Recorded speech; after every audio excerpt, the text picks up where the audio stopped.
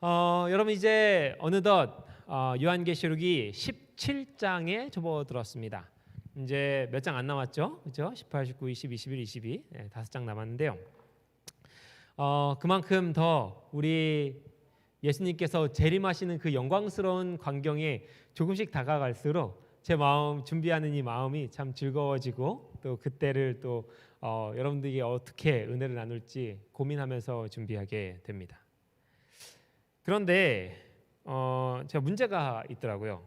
뭐냐면 거기에 다가가면 다가갈수록 굉장히 두렵고 또 걱정이 되는 그런 부분들이 앞에 껴 있어서 특별히 오늘 이 17장을 준비하면서 참 이런 일이 벌어지게 되면 걱정이 될 수 있겠다 하는 생각을 좀 하게 됐습니다. 특별히 오늘 요한계시록 17장과 연결되는 누가복음 21장 12절, 16절, 17절의 내용을 좀 읽어드리도록 하겠습니다.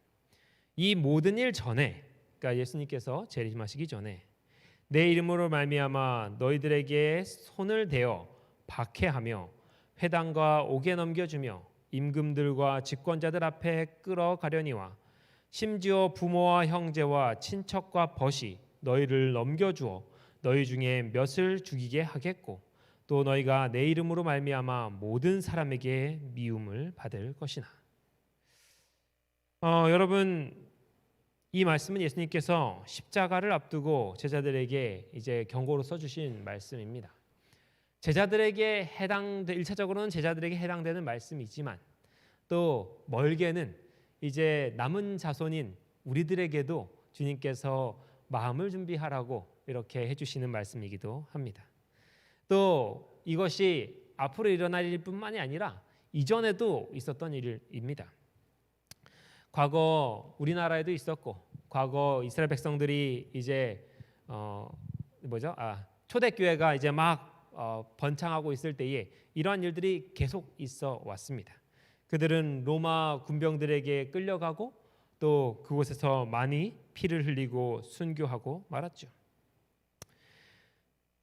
이 말씀들을 살펴보면 참 정말로 이런 일이 일어날까 하는 생각이 좀 들기도 합니다. 민주주의의 법과 제도가 지배하고 있는 이 21세기의 대한민국에서 예수님을 믿는다고 감옥에 갇히게 되나 혹은 안식일을 지킨다고 사형에 처하게 될 것인가, 정말로 그때가 올 것인가 하는 생각이 드는 것입니다. 게다가 그 일을 나를 사랑하는 부모님, 또 나의 옆에 있는 형제, 또 친한 친구가 앞장서서 나를 그렇게 넘겨줄 것이라고 주님께서 말씀하고 계세요. 물론 지금도 가족 간에 신앙이 같지 않는다면 여러 가지 갈등이 발생하고 하지만은 아무리 그렇다고 해도 감옥에 가두라고 신고하거나 사형에 처하라고 잡아줄 정도는 아닙니다. 그래서 이 말씀을 들을 때에 참으로 두렵기도 하지만 정말로 이런 일이 일어날까 하는 생각을 마음속에 하기도 합니다. 그런데 여러분 제가 뉴스를 살펴보니 이런 일이 지금 일어나고 있는 나라가 있다는 사실을 보고 놀랐습니다. 어디입니까? 지금 아프가니스탄이라고 하는 나라입니다. 아프가니스탄의 1970년대의 사진입니다. 여성들이 머리에 아무것도 쓰지 않고 아주 긴 생머리를 날리면서 또 짧은 치마를 입고 이렇게 길거리를 걸어가는 모습입니다. 또 모스크바에 가서 학생들이 이제 자유롭게 그곳에 가서 사진을 찍고 또 추억을 남기는 장면이 이 1970년대 사진에 남아 있었습니다. 그런데 1996년 갑자기 이 강경 시아파, 이 탈레반, 이슬람의 율법을 정치에도 적용하는 이 시아파 세력의 탈레반이 이 아프가니스탄을 점령하게 되었습니다. 그들은 탱크와 총으로 무장하고 이곳을 점령하였습니다. 그들이 점령하고 나서 무슨 일이 벌어졌는가? 1차적으로는 9.11 사태가 일어났고요. 또 그 이전에는 점령하고 나서 아까와는 전혀 다르게 모든 여성들이 이제 눈만 빼꼼 내놓고 온 얼굴을 가려야 하는 이 부르카라는 것을 쓰고 다녀야 하게 됐습니다. 참으로 여성들은 바깥으로 나갈 수도 없고 나가려고 하면 반드시 남성과 동행해야 되는데 얘기를 보니까 슈퍼마켓에 가려고 이웃집에 5살짜리 꼬마애한테 같이 좀 가달라고 부탁을 해서 길거리를 나서야 한다는 것입니다. 그런데 9.11 사태 이후에 이제 미국이 아프가니스탄을 침공하면서 탈레반 정권이 물러나고 이제 미국이 세운 새로운 정권이 들어서게 되었습니다. 그 미국이 세운 정권이 들어서자 어떤 일이 벌어졌는가? 그곳에는 놀이동산이 세워지기 시작했습니다. 여기 여자아이들이 머리에 아무것도 쓰지 않고 아주 자유롭게 이렇게 놀이동산에서 놀이기구를 타며 즐기고 있는 모습이고요. 또 약 5년 동안에 이제 미국이 전쟁을 하면서 이 아프가니스탄을 점령하고 있을 때에 여성이 공군 조종사가 되어서 이제 파일럿으로서 임무를 수행하는 그러한 일도 있었습니다. 그러나 이제 여러분들도 다 아시다시피 미국이 그 나라를 떠나면서 다시 탈레반이 들어와 정권을 잡게 되었습니다. 자유롭게 이 부르카를 쓰지 않고 있었던 이 여성들과 아이들, 그 아이들은 이제 무차별적인 폭력에 노출되게 되었습니다. 어떤 경우에는 참으로 안타깝게 목숨을 잃기도 하였고요. 또 그 5년 사이에 생겼던 이 헤어살롱이라고 하죠. 여성들의 머리라는 미장원 같은 이런 곳에 아주 앞장서서 검은색으로 칠해놓고 여성의 얼굴은 반드시 이 검은색의 부르카를 착용해야 된다라고 하는 그런 상징으로서 이렇게 해놓게 되었습니다. 제가 이것들을 살펴보면서 참 이 누가 점령하고 있는가, 그리고 이곳을 어떠한 정신이 지배하고 있는가에 따라서 그 나라의 삶이 순식간에 바뀌는구나 하는 것을 좀 깨닫게 되었습니다. 이 사건을 보면서 혹시 우리 주님께서 또 이 마지막 시대에 또 저 공중의 권세와 잡은 세력이 앞으로 이제 일어나게 될 이 마지막 국면에서 어떻게 행동할지를 우리들에게 보여주고 계신 것은 아닐까 하는 생각을 하게 되었습니다. 사실 이 아프간이 당한 상황은 성경 전체의 역사에서 거듭거듭 일어나고 있었습니다.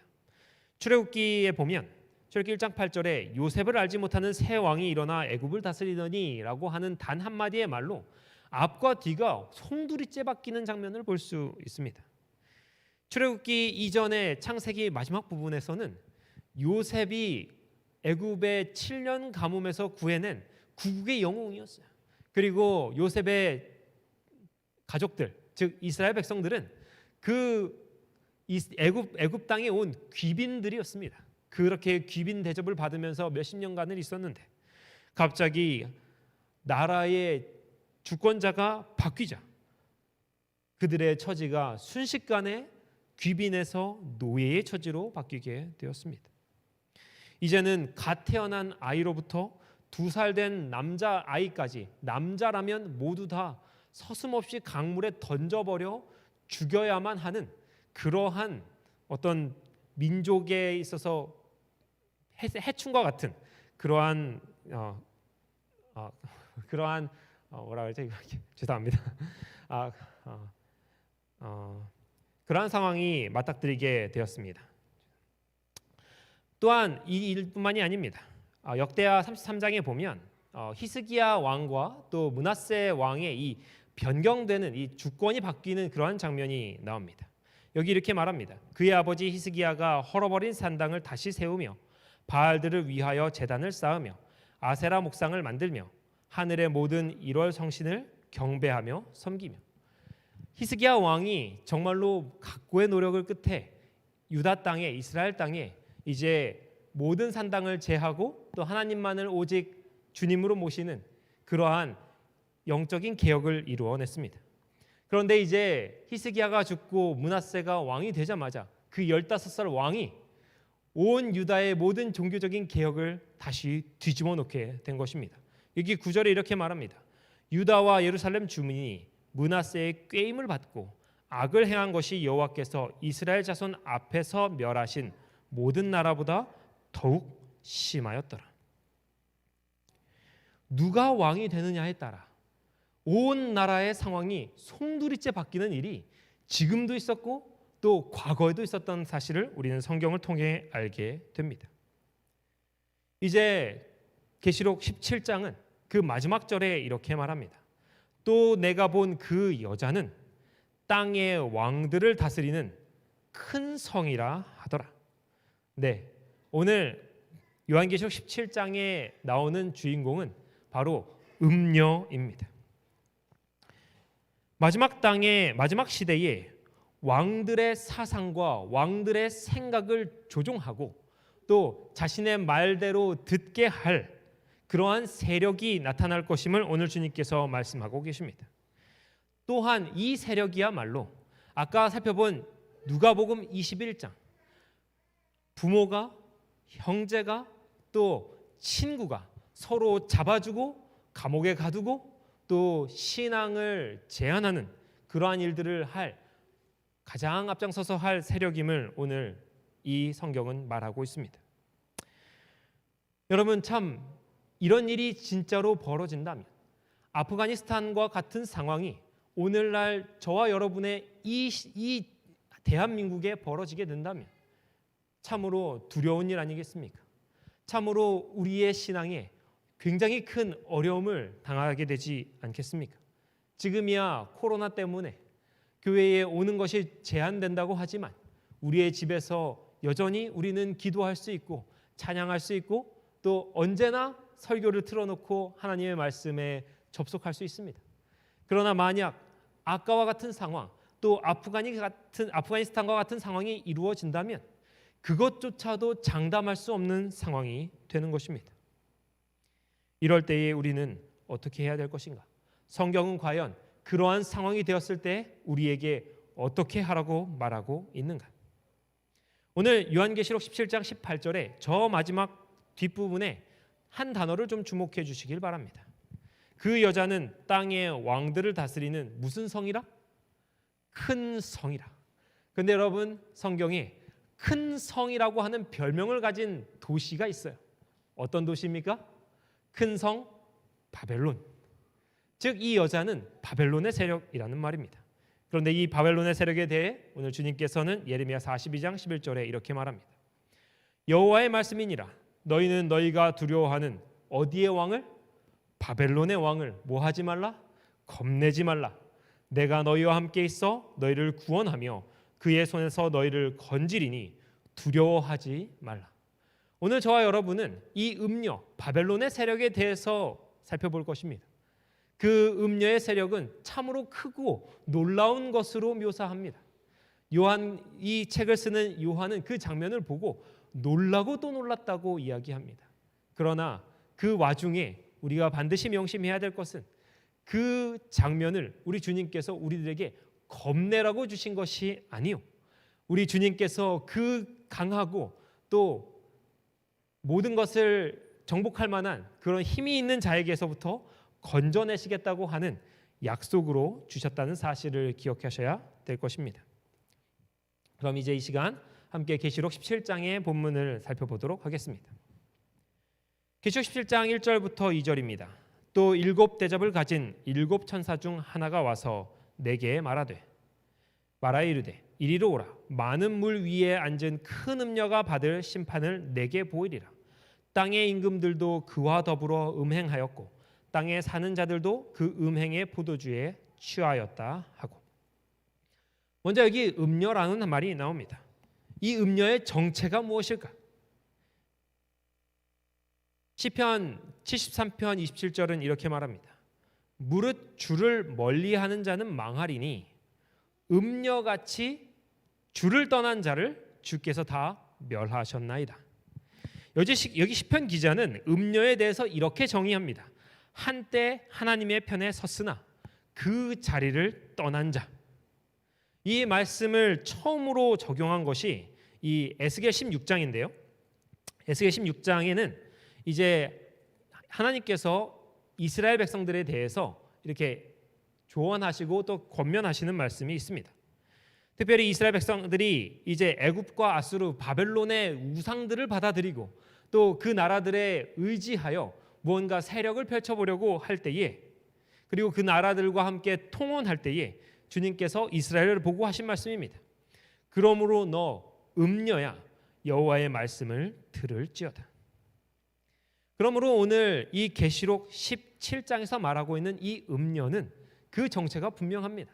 바로 배도한 교회, 하나님의 편에 섰다가 그 자리를 떠난 교회를 가리키고 있습니다. 거기에 대해 오늘 요한계시록 연구 2권이 이렇게 말합니다. 12장에 나오는 여인을 우리가 정결한 교회로 해석했기 때문에 17장의 음녀도 타락한 교회로 해석하는 것이 합리적일 것이다. 자, 그러면 이제 우리가 17장에서 음녀는 알았는데 그 음녀가 어떤 일을 하는지 한번 살펴보겠습니다. 이 음녀는 지금 어디에 앉아 있습니까? 예, 많은 물 위에 앉아 있습니다. 같은 장 15절에 많은 물에 대해서 이렇게 해석합니다. 내가 본 바 음녀가 앉아 있는 물은 백성과 무리와 열국과 방언이니라. 이 말은 성경에서 곧잘 전 세계의 모든 민족을 이제 통칭할 때 사용하는 그러한 말입니다. 즉, 이 음녀를 따르고 추종하는 많은 세력이 이제 존재하게 될 것이라는 말입니다. 또 음녀가 이렇게 사람들을 모으는데 거기서 그치지 않고 더 나아가 이제 땅의 임금들과 함께 연합하여 그 정치적인 세력을 가지게 될 것이라 말하고 있습니다. 여기 이렇게 말합니다.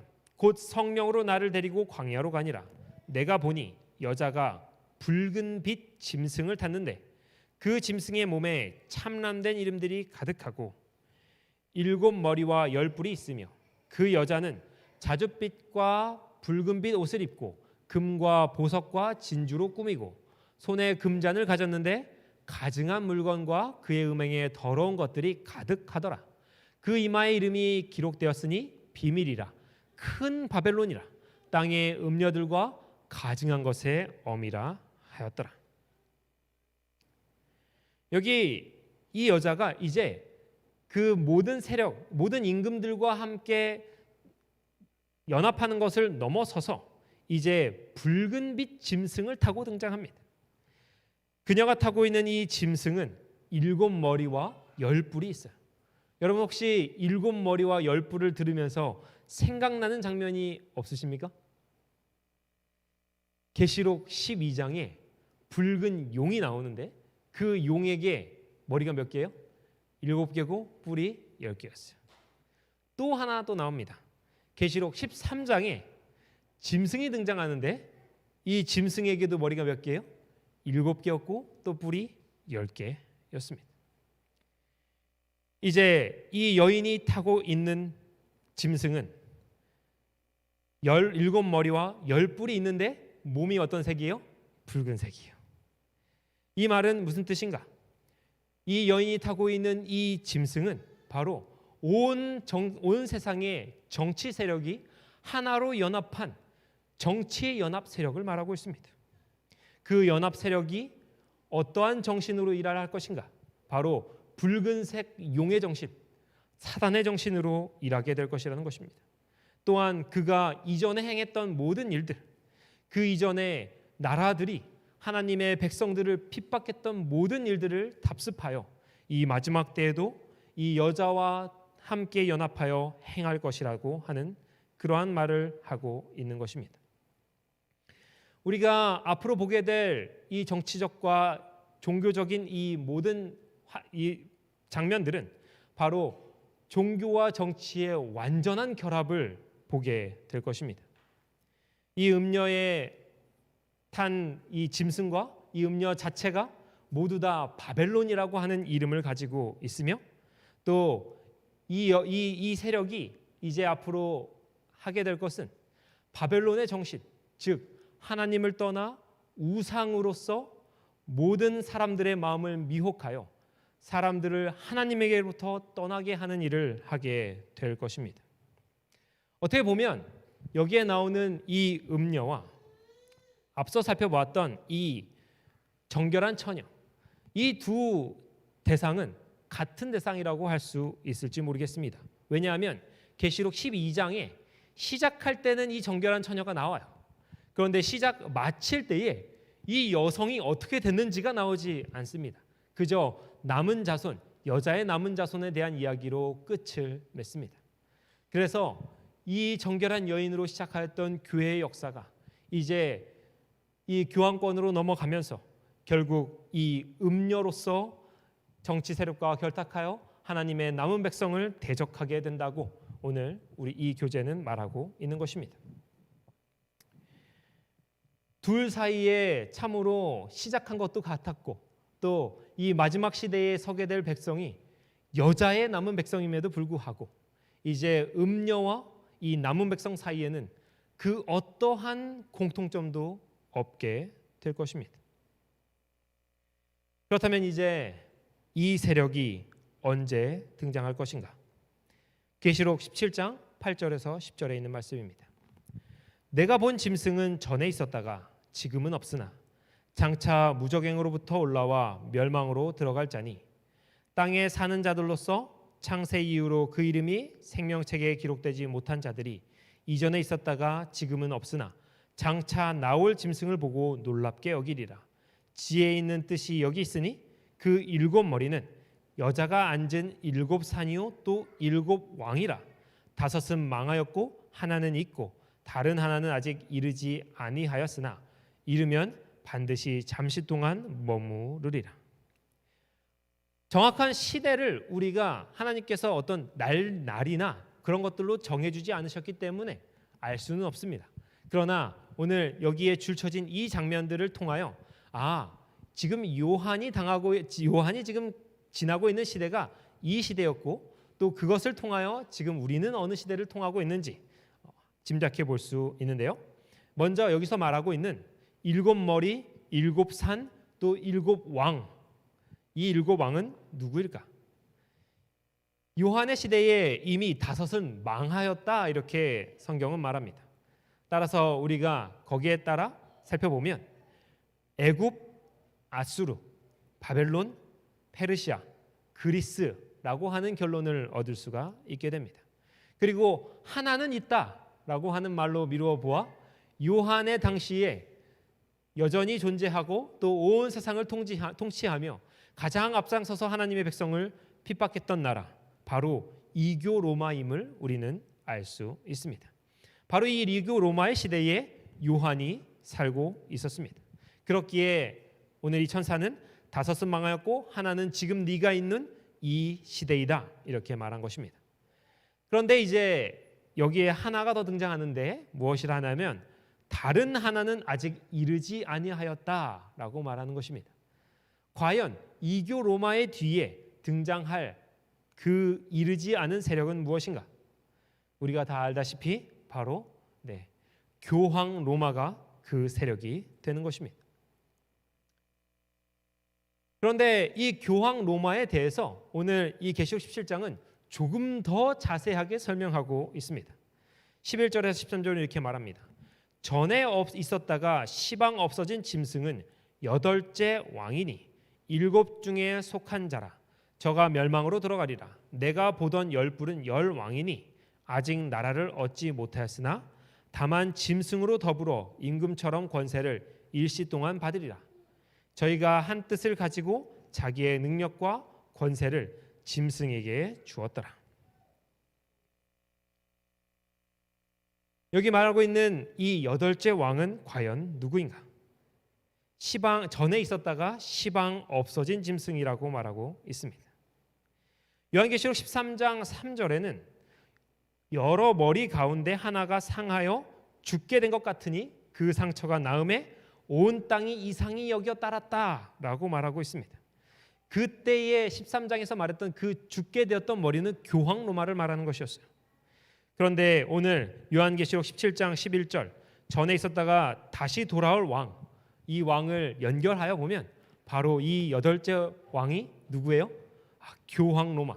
그냥 교황 로마가 아니라 이제 종교와 정치적 세력이 완전히 결합하여 마치 온 세상의 왕처럼 호령하고 떨치고 일어나게 될 그 8번째 왕이라는 사실입니다.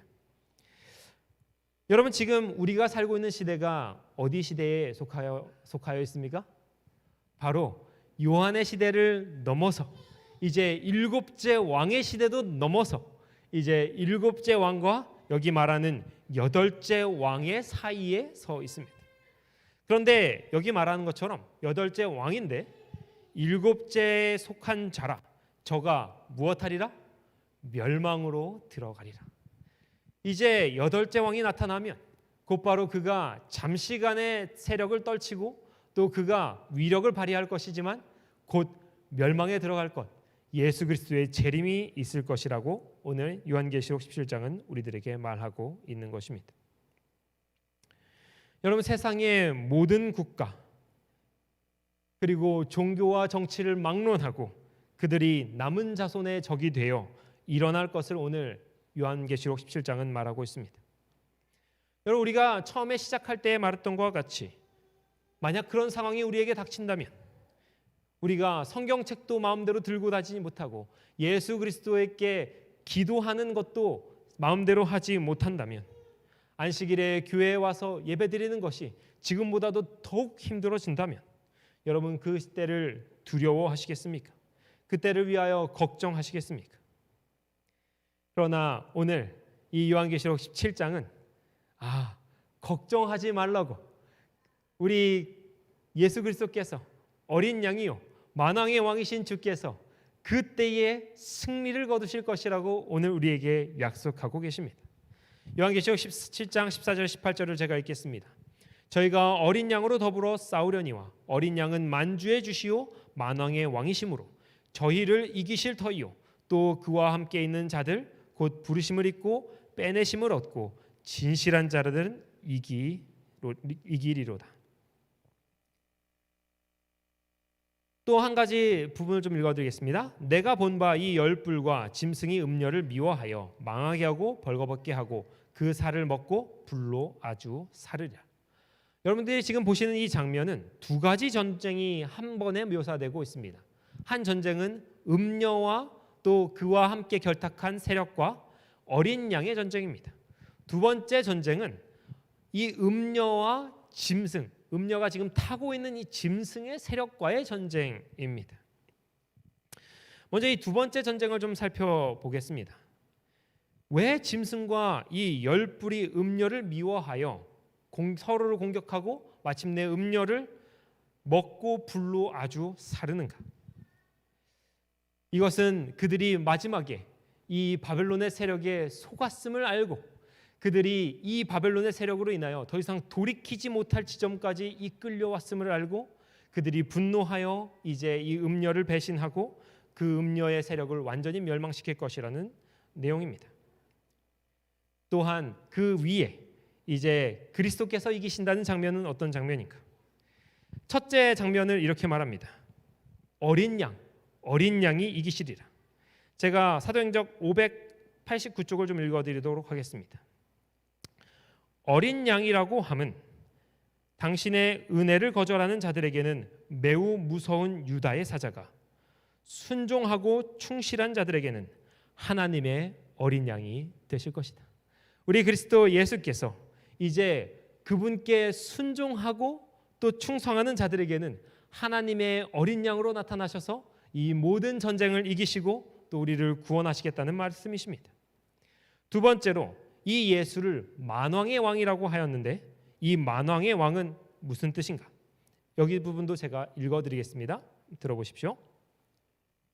만왕의 왕이요 만주의 주로 그리스도께서 권능과 큰 영광으로 하늘 구름을 타고 나타나실 것을 고대하는 자들은 생애와 품성을 통하여 그리스도를 세상에 나타내고자 할 것이다. 주를 향하여 이 소망을 가진 자마다 그의 깨끗하심과 같이 자기를 깨끗하게 하느니라. 그들은 그리스도께서 죄를 미워하셨던 것처럼 죄와 의를 미워하게 될 것이다. 그들은 그리스도께서 아버지의 계명을 지키셨던 것처럼 하나님의 계명을 지킬 것이다. 이 마지막 시대에 이 음녀의 세력과 또 모든 정치 세력의 공격에도 불구하고 우리 주님 예수께서는 남은 자손을 지키시고 그 남은 자손은 예수의 피를 힘입어 전쟁에서 승리하게 될 것입니다. 오늘 요한계시록 17장은 우리가 그 어떠한 상황에서도 두려워하지 말고 또 걱정하지 말 것도 이야기하고 있습니다. 여러분, 이제 앞으로 우리가 보게 될 세상은 지금 우리가 겪고 있는 이 시간보다 조금 더 어려운 시간일지 모르겠습니다. 그러나 우리 오남교회 모든 성도들은 이 어린 양과 만왕의 왕이신 예수를 따르고 있으므로 그 어떤 것에도 두려워하지 마시고 또 오직 믿음으로써 매일매일 더욱 주님 안에서 승리하는 삶을 살게 되기를 간절히 바랍니다. 이 마지막 시대에 우리가 함께 모두 승리하여 주님의 이름으로 남은 자손으로서 하늘 유리 바닷가에서 찬양하게 되는 그날을 간절히 바라면서 말씀을 마치도록 하겠습니다. 이 시간 함께 기도의 제목을 나누도록 하겠습니다. 첫 번째 기도 제목입니다. 제갈미영 선생님과 남재원 군의 침례가 이번 안식일에 약속되어 있습니다. 하늘의 기쁨 가운데에서 이루어질 수 있도록 함께 기도해 주시기 바랍니다. 두 번째는 30주년 기념 주말 부흥회로 오시는 이번 주에 오시는 정관영 목사님에게 성령을 더욱 주님께서 부어주시기를 기도해 주시기 바랍니다.